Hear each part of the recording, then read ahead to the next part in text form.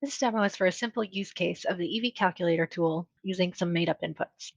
For this example, I'll say I work at an imaginary utility in Colorado that wants to own and operate electric vehicle chargers, also known as electric vehicle supply equipment or EVSE. Before I make the investment, I want to better understand what the demand for chargers will be. And to do that, I need to understand EV market growth. So to do this in the tool, I first go to the EV market tab.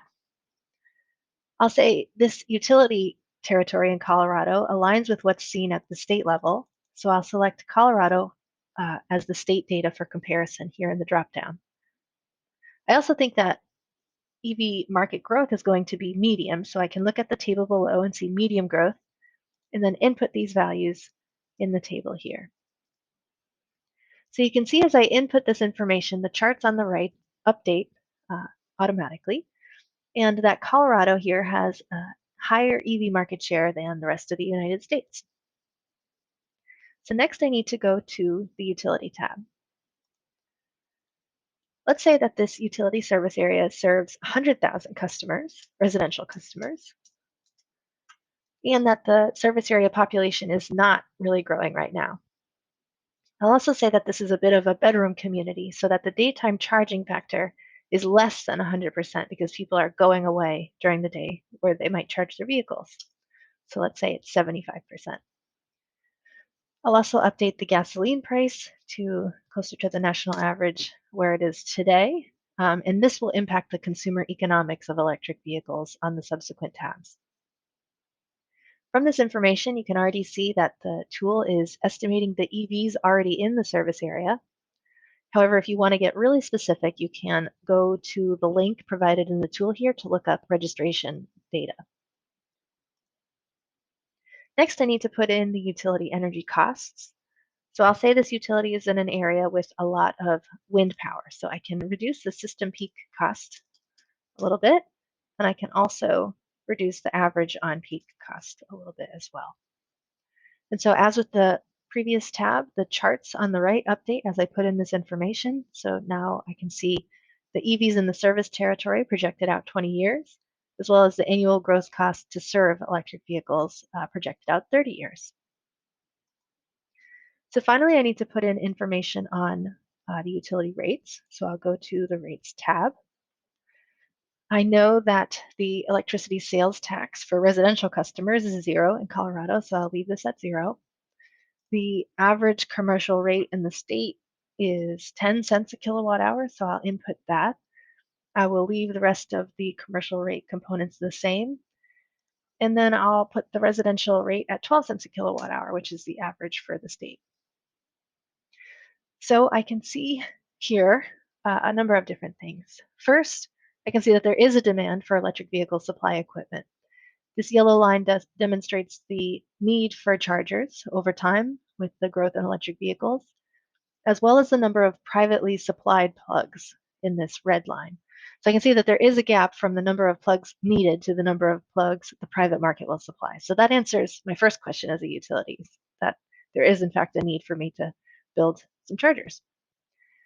So the second thing these charts shows is the net electric vehicle revenue. So I can see this blue line is the net revenue out 30 years. And over time, we can see that my revenue is slightly positive, especially out longer term. Finally, I can see the EV owner financial benefit versus a gasoline vehicle. And this is ranked as okay, given the current gas prices in Colorado.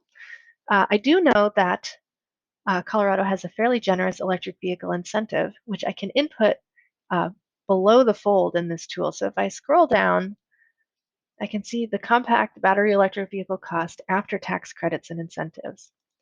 So right now there's a vehicle cost. Subtracted from it is the federal tax credit. And I can also subtract from that the Colorado light duty electric vehicle tax credit of $4,000.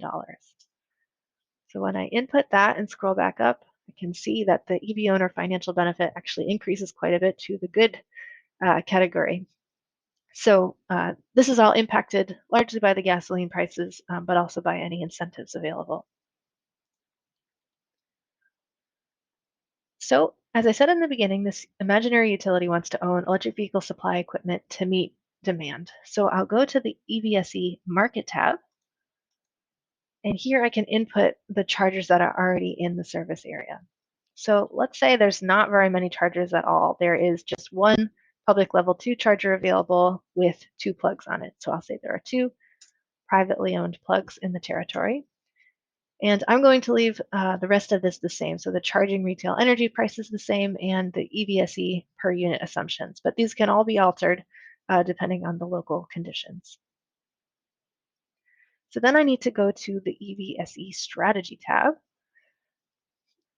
And let's say, as this utility, I'm planning investments for the next 3 years, and I can afford to build up to 3 DC fast chargers with 2 plugs each in those next 3 years.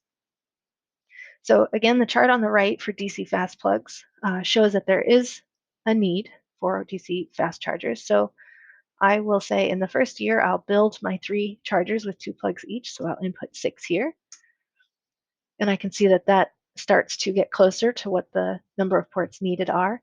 I can also see that as I input that number, the number of privately supplied ports was decreased. So the utility construction of electric vehicle supply equipment suppresses the private market. So as a result of that, I will say as a utility, I'll build 3 more ports with 2 plugs each the next year. And that's keeping pace with demand, so we'll do it again in the next year as well. So these charts auto-populate as we go. I can see that I'm still shy of the number of ports needed, but that my investment is getting closer to meeting the market demand. And then let's say this utility is not interested in building public level 2 chargers, but that it could be interested in supplying some incentives for them. So under public level 2 here, I'll say that the utility could supply a $5,000 incentive. And here on the right, you can see that that helps raise the number of privately supplied ports for level 2 charging. So the last thing to check is the results overview tab. I can see that the public electric vehicle supply equipment market shortfall is still dramatic, but the investment that the utility is making is helping to fill that gap. You can see that EV ownership savings is about 50% compared to gasoline vehicles. I can see that on the 10-year basis, I have a net income from all of these EVs in my territory of about $1 million. So overall, this is looking pretty good. And that's the high-level overview of what the tool can do.